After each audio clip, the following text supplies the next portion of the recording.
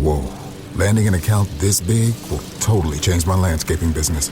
It's gonna mean hiring more guys and more equipment and new trucks for the new guys to drive the new equipment in. I don't know if I'm ready. You can do this, and Ford Pro FinSimple can help. Our experts are ready to make growing pains less painful for your business with flexible financing solutions that meet the needs of your business today when you need them. Get started at fordpro.com/financing. This podcast brought to you by Ring. With Ring cameras, you can check on your pets to catch them in the act. Izzy, drop that. Or just keep them company. Aw, I'll be home soon. Make sure they're okay while you're away. With Ring. Learn more at ring.com/pets. Previously on Savage Unfiltered. They were all trading in dollars on the open market because they knew the United States would never weaponize the dollar. Joe Biden weaponized the dollar, and in doing so, he created BRICS: Brazil, Russia, India, China, South Africa, now including the UAE, Bahrain, Indonesia. Who am I forgetting? Oh, and most importantly, Saudi Arabia. This is a block of countries that have now come to the conclusion correctly that the United States can no longer be trusted to have the dollar as the world's reserve currency. So now they're beginning to trade things like oil, which is the lifeblood of the world economy, in currencies other than the dollar. What this means is we can no longer continue to Savage.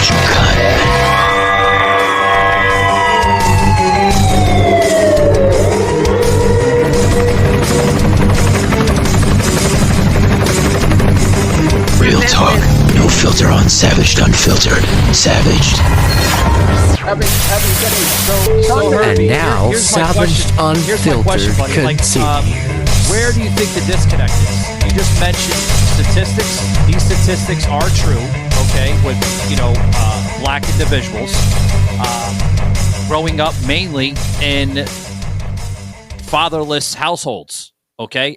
Guys, that's not racist. You could challenge me to whatever level you want to challenge me on. But that's not racist. Those are true statistics. I do agree with you on that. Okay. But here, you have to blame it on something. What do you want to blame it on, Herbie? I mean, you have to blame it on something. Do you want to blame it on Democratic cities? Do you want to blame it on Republican cities? Do you want to blame it on there has to be an altercation of why some Caucasian families are somewhat, I don't want to use the word successful, but do have higher educational levels. I see that to an extent. I do. I truly do. But I mean, where's the disconnect with that? Well, first of all, I would disagree. We have to blame someone. We have no one to blame but ourselves. We voted this in. This is what democracy does. It's a constitutional republic.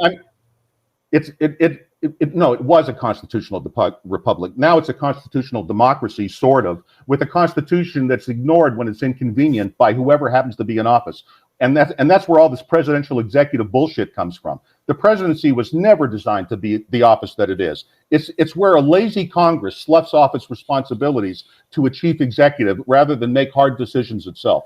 As for who's to blame for this, let me tell you, George Bush II, W, tried to pass comprehensive immigration reform and Social Security reform in his first year in office and got shot down by his own party on both. Remember, the Republicans, for the first term of George W. Bush, had the trifecta. They controlled the Congress, both houses, and the presidency, and did not pass immigration reform and did not pass Social Security reform. They shot it down because they're as guilty as the Democrats. This blaming both party bullshit. Donald Trump had the trifecta for the first 2 years he was president. He didn't go near Social Security. He didn't go near immigration reform. Why? Because both parties are culpable in this disaster. I could fix it. You want to know how to fix the border? Would you like me to outline exactly how to fix the border? One second. Right. I want to get in there with you guys, but I want to get a quick break in. Savage.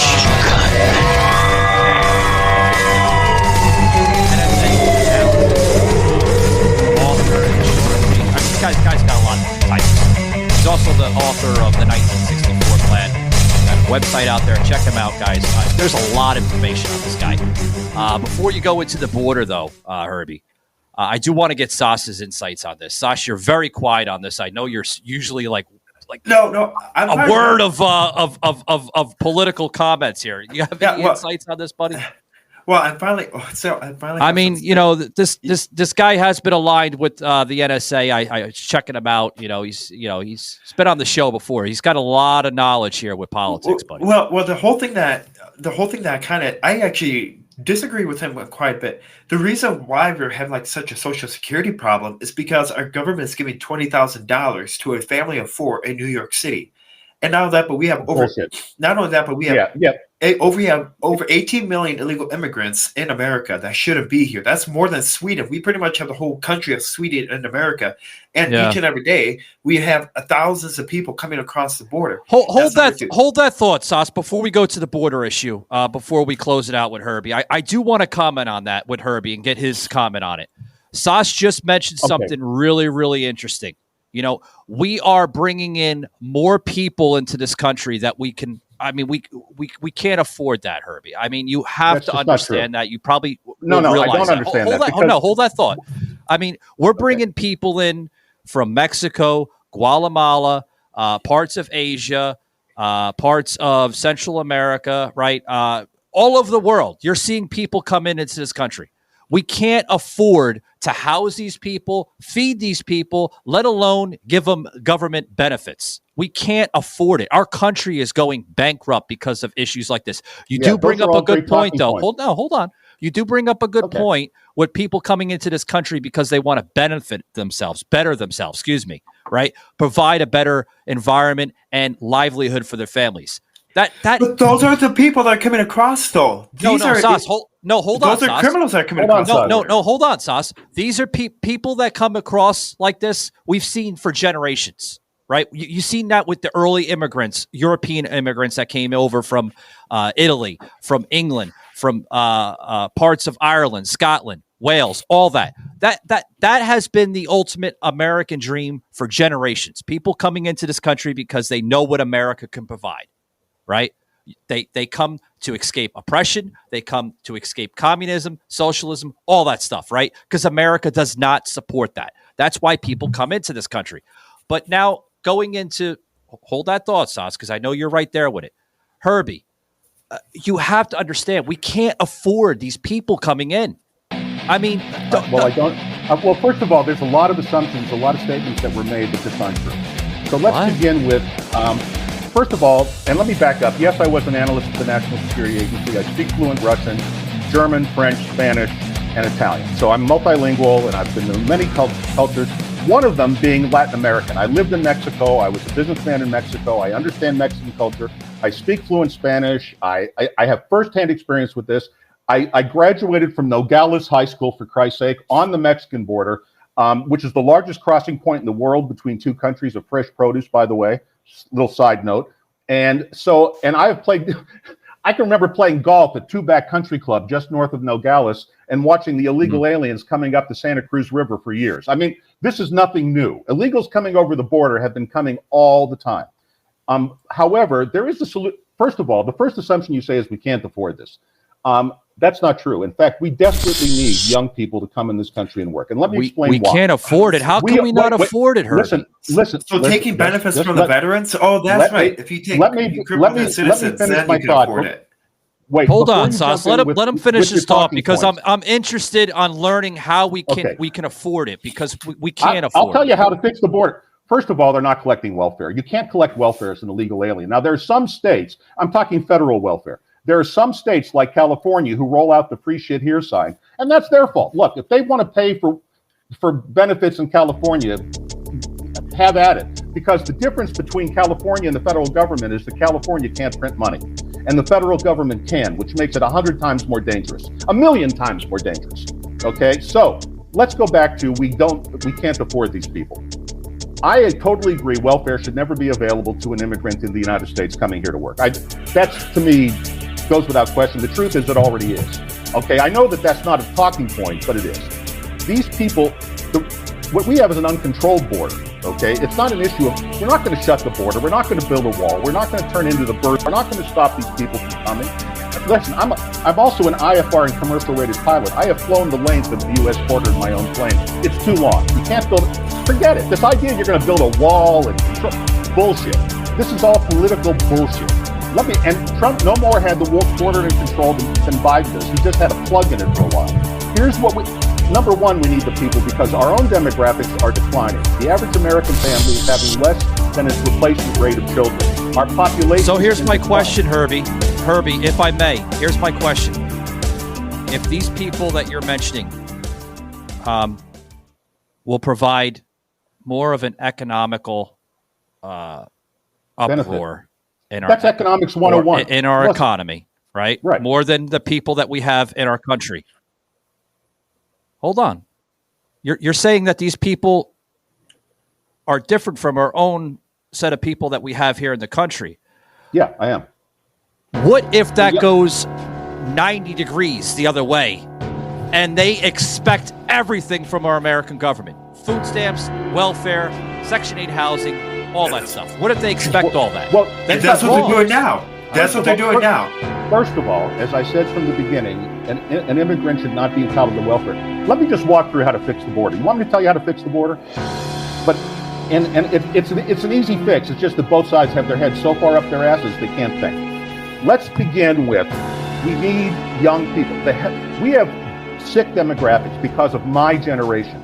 I'm a baby boomer. We are the guilty generation. Let's be very clear about this. We're coming into our retirement years. We are bankrupting the country, period. End of story. You want to know who the big villain is? It's my group. The boomers are demanding current benefits in the form of Social Security and Medicare that cannot be supported. When Social Security was first incepted, back when Franklin Roosevelt did it in 1936, there were, ready, 152 active workers for every one retiree. Now there are 2. It is a pay-as-you-go system. There was never a trust fund. We cannot afford it. And the only way we can support it is with a growing base of young workers, which we do not have because our generation and Gen X and the millennials have had less children. That, by the way, is a big topic in the 1964 plan and the reasons for that. But I'm not going to go there now. I'm going to solve the border.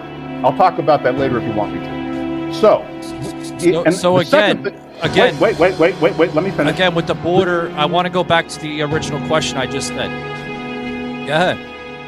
Okay. No, go ahead. Econ 101 says that a person creates more financial benefit than he takes if he's allowed to work. In other words, you and I, we'll use ourselves as an example. We go to the grocery store, we go to the dry cleaner, we go to the gas station, we buy our houses, we buy our cars. We create more activity by our very existence than we cost. That's the whole idea behind capitalism. So if we can make these people, we're not going to round up 20 million illegal aliens. I don't know what planet these people are dreaming on, but we're not going to find them. The Nazis, at the end of World War II, there were 6,000 Jews still hiding in Berlin. The Nazis couldn't find all the Jews they were looking for, and they had no civil rights. Does anyone believe that we're going to track down 20 million illegal aliens under any circumstance, under any scenario ever short of fascism? Does any thinking person actually believe that bullshit? So let's now get into reality. We have 20 million at least. We don't really know how many people. Well, if there was proper screening, if there was proper screening, Herbie, we wouldn't have that discussion. If the proper screening was put out, we would not have that discussion. Let me say, we've got to handle the 20 million that are already here first. And at the same time, deal with the new ones that are coming in. Because, as I was trying to say earlier, the healthiest demographics in the world are Mexico. Mexico has the healthiest demographics on the planet. They have the youngest population and average age in the world. And they have an educated workforce that puts out excellent products. It is not a coincidence that Sony and Ford and a myriad of world companies are manufacturing in Mexico as we speak. That is not some kind of coincidence. Every Sony TV in the world is made in Mexico, just as one example. Every Ford Maverick truck is made in Mexico because they have an excellent worker base. Okay, and the rest of Latin America mirrors that. Now And they have some of the highest human trafficking in the world too, as well, too. Oh, bullshit. So I mean, that's just all political nonsense. You can't prove any of that because you can't possibly count illegal anything. It's a black market. Here's how we solve the border. You ready? Step 1, legalize drugs. We have got to legalize drugs. We have to. Listen, one of the other things in my life is bullshit. We have to. We have to leave. With the cartels? You don't think there's human trafficking every single time? I know there's human trafficking. I know there's human trafficking, but we are actually protecting the cartels. We're not stopping them. We're protecting them. And and by the way, legalize let me back drugs. up. Oh yeah. Oh, let me back up. I have firsthand experience that you guys don't have because I've been to prison, as you may remember. Okay, hold on, Herbie. Herbie, one second. I have to ask a question here. Yeah. My question is, yeah, 1 second, Herbie. Yeah, one second, Herbie. I got to get this in. My question is that I asked the question before, and I think it was avoided, and I'd like to get your answer from it. You said that the next set of immigrants coming in, whether they're illegal immigrants or illegal immigrants, okay, can provide a better economic purpose for America. Now, I asked the question, and I don't know if it was answered thoroughly, but my question was, what if it goes 90 degrees the other way and they expect everything in return? Food stamps, welfare, free housing, all that. Driver's license, all that. What if they expect all that? What if they expect everything from our government, and guess who has to foot the bill? The American taxpayer. What if they expect that, and it doesn't go back to the original statement that you said and said that, well, they'll come in here and they'll give us a better economic system?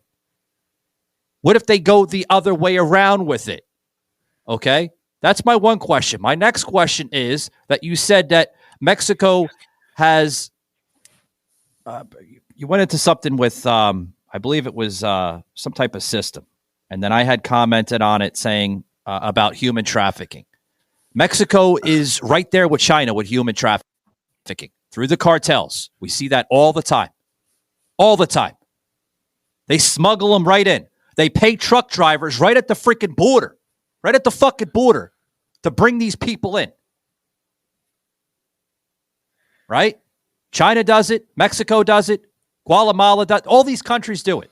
So if they're so great of countries, why are we seeing that? I can tell you why you're not seeing it on mainstream media, because they hide it out. They don't want to present it because it doesn't fit their narrative. It will create spin, and we can't have that. We can't have that. So my question is, here's my question. Herbie, we can't afford these people. We can't. Simple. If there's a currency out there that can supplement our own current currency, well, then maybe you know something that I don't know. But we can't afford this, Herbie. We cannot afford to house these people. We cannot afford to give them benefits. We can't. Simple as that, Herbie. I'm sorry to say, but it's true. Sos, do you have any insights on this, buddy, before Herbie answers? Because I know you're very quiet. Oh, no. As you can probably see, I'm like just absolutely reacting. So being in college and being double majoring in finance and business administration, this is absolutely up my alley. So a couple points I want to make. Number one, Mexico and all these Central American countries are not sending their best of the best people. They are sending their worst of the worst. They're emptying out their prison systems into America. More than half of them are all like inmates, and all of them are half of convicted killers. For example, Riley Lakin, which we do not want to forget, unlike the mainstream media wants to forget her, as she was just, you cheat. This is what happens when you jog alone. You get like an execution style. We shouldn't forget that. That was by an illegal immigrant that had no intentions of working a job. And also these illegal immigrants that are being bussed, they have no intentions. And if you really want to, like, for example, like, if the politicians want... Sos, let me throw in a side comment to what you just said, buddy. These aren't the immigrants of how we would want to see them in. Let me rephrase that. These are not the original immigrants that you would see coming in through Ellis Island that want to better benefit themselves, that want to provide a better environment for their families and stuff. These are... Now, don't get me wrong, Sos. A lot of these people that you're seeing coming over the border, I want to agree a little bit with our friend Herbie a little bit on this. Okay, there may be some individuals that can provide an economic purpose here for America, right? That can fill those jobs that most people don't want to go on a roof in 90-degree weather and hang shingles. Most people don't want to mow lawns and lay pipe and lay concrete blocks. I'll give them that. Okay, these But are they're the already people that here, we though. need, right? Hold on, Sauce. But Okay. okay. Yeah. Those people are hardworking Mexicans, Guatemalans, Central Americans. Those people are very hardworking. I see them here in Florida all the time on job sites. But you are right. Before I bring Herbie back in, because I wanted to have a little side conversation with you, okay? Because I noticed that any insights on it, and you're probably upset with some of the comments and the conversation we're having today. Sos, guys, if you're not aware, Sos is an immigrant, formerly from Russia. Came here when he was a little boy. So you literally are living the American dream. You escaped oppression. You escaped communism. But what you are seeing in America is what you would see when you were a little boy, right, in Russia?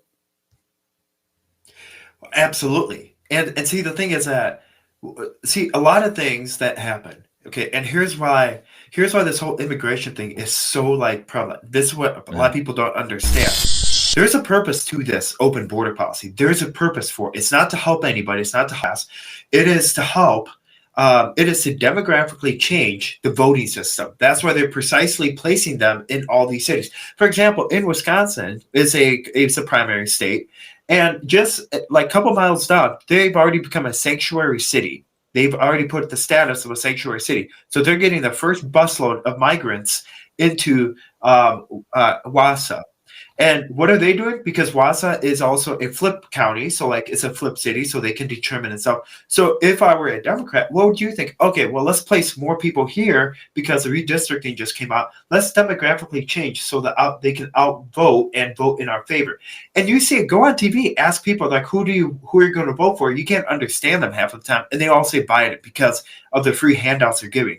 They're demographically changing. And see, this is a problem that I think Americans don't understand. They're like, oh yeah, they're good for the economy. They're good for that. But they don't understand the concept. Sauce, they're politically manipulated. That's what's happening, Sauce. They're all politically manipulated. If you can't win an election fair and square, you demographically change your voting system. So then you suppress and you completely wipe out the actual people that care about this country, and you give them and you flood them in.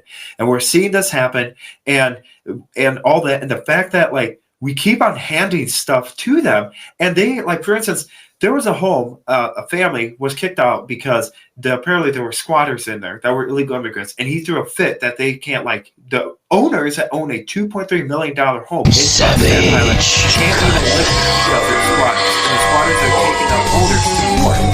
Now that's the epitome of entitlement. Now think of if I did that.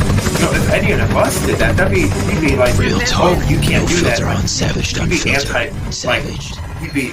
We'd be probably charged heavily, and we have to think outside the box too. A lot of people say, oh yeah, well, we have to they're going to be good, but they're going to be good. Well, if they're so-called good for the economy, why are we having shortages of baby formula? Number one, why are we having shortages of crops? Why are we having shortages, and why are China buying out solar farm fields in Texas, in Wisconsin, in Ohio, all for, that's right, better the economy. So paying $5.99 for a stupid pepper is okay. That's called a booming economy with so-called 18 million illegal immigrants here. That doesn't sound like it to me. That sounds like Russia, and that sounds like China. So I guess China is already here in our economically. That's what they're doing. They're meant to cripple us.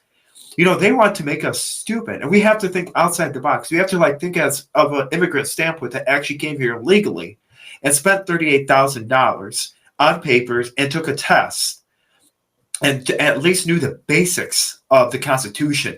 Not, oh, you guys are welcome here. Oh, but don't forget, you get to vote, though. You get a free health card. You get all these free cell phones. And all you have to do is just vote. And there you go. And there's no transparency. You know what? You murdered somebody. We're just going to let you go because they're going to be productive. Oh, you raped a child? Oh, perfect. You know what? You just go to another city. Go to Arizona. You'll be absolutely fine. There's no transparency. And that's the thing that a lot of people don't understand, because we've been so blinded by the media. We've been so blinded that we don't know what the true facts are. So we've been presented with all bullshit. Hey, Herbie. 1 second, Sauce. Holy cow. 1 second. Herbie, I want your views on the latest crime and violence coming out of New York City. with some of these Well, there's a lot of illegals. Oh, but they're helping the economy, though. They're helping the economy, Michael. $20,000 for a family. Yeah, That's hold on, Sas. One second, Sas. One second. My turn now. What is your views on some of the violence that we're seeing coming out of Fox? Put a piece on this about a couple weeks ago with an illegal literally flipping off the cameras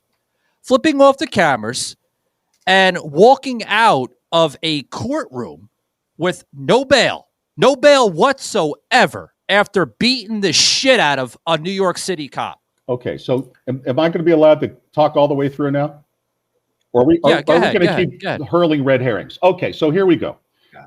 First of all, I want to make this very clear. I'm not for open borders, okay? That's number one. Number two, okay, I am not pro-crime. I'm not pro-letting them out without bail. None of that nonsense. You guys are all talking about red herrings, and you're citing this instance. That poor girl in Georgia is a perfect example. That poor student was killed by that illegal alien. I get it, and I totally understand.